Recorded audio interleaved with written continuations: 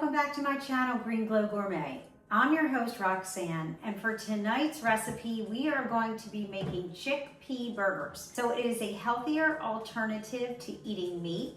It has no cholesterol, lots of fiber. So I'm going to give you the ingredients and then we're going to make these delicious burgers. So this recipe was inspired by Eat Plant-Based. It calls for a 1/4 cup onion, 1/2 cup celery, 1/2 cup carrot, 1 clove of garlic, which I'm using the minced garlic, a 15-ounce can of chickpea or garbanzo beans. It's the same thing. I just get the organic from Trader Joe's. 1/4 cup of dried bulgur, which I was not familiar with this. I've never used it, but I got this off of Amazon. It's organic whole grain bulgur wheat. And then I'll tell you what we do with it, but I wanted to show it to you. 1 tablespoon soy sauce, which I use Bragg's liquid Aminos instead. 1.5 teaspoons of curry powder, 1 teaspoon ground cumin, 1/2 teaspoon of ground coriander, 1 teaspoon smoked paprika, an 1/8 teaspoon cayenne pepper, 1/2 teaspoon salt. If you don't want to use that, you don't have to. And a 1/4 cup of flour of your choice. So since we're making chickpea burgers, I happen to have chickpea flour, so that is what I am going to use. So the first thing we want to do is we wanted to take the bulgur, and I just put it with a 1/2 cup of water in the microwave for 3 minutes. And then I took it out and I'm letting it sit. And as it sits, it's going to thicken, and that is going to be what binds our burgers together. The bulgur also will have a crumbly ground beef texture. And in a blender or food processor, I put my chickpeas in, and you don't want to blend it so much that you get a paste. You still want to have some texture and chunk to it. So I just used my NutriBullet, and that is what I blended the chickpeas in. Now I'm going to take the garlic, the onion, celery, and the carrots. And I'm going to put these in the NutriBullet, and I'm just going to pulse it. I do not want it to be a paste. I still want it to have some texture as well. So we're just going to do this for a couple of seconds. You want to be careful not to overblend so that you still have some chunkiness in it. So we still have lots of chunk in here. We did not process it too much, which is great. And now we're going to mix everything together. So I have my bowl of chopped chickpeas. We have the vegetables all poached. We're going to put that in here as well. We're going to add the cooked bulgur. And we're going to add our other ingredients. So we're going to put in all of our spices, mix in the flour. We're going to add a little bit of salt. I usually do not cook with salt. And we're going to mix everything together well. We want everything to be incorporated. I say that all the time. Smells very good.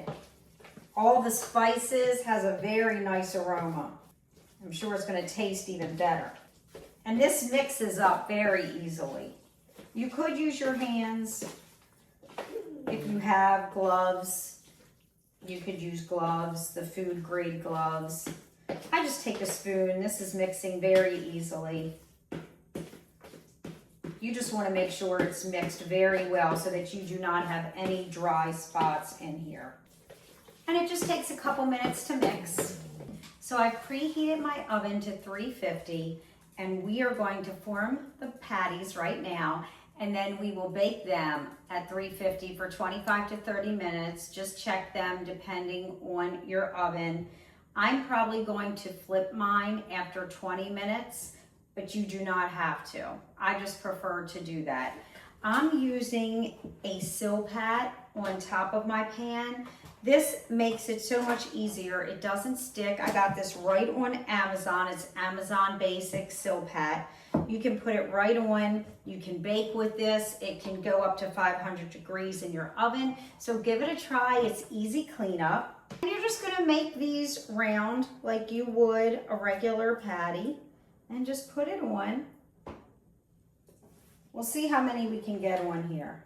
I'm making pretty nice size patties. That one's a little bigger. We're gonna try to get them to be around the same size. These are very easy to make and to form. And you can always freeze these and have them for leftovers. If you come home one night and you don't feel like cooking, if you do microwave, you can just put them, heat them in a microwave. You can heat them up in a toaster oven. All right, this might be a small burger. Small little patty burger. Might not be too small. Oh, that came out perfectly. We have 6 nice sized patties. So now we're gonna put these in the oven and we'll come back when they are completely finished and we'll have to try a bite.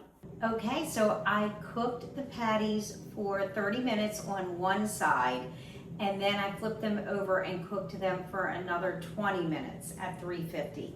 So I like my patties a little bit crunchy. I do not like my food mushy at all. So if you don't like yours as well done and you want yours softer, just keep an eye on it in the oven and keep checking.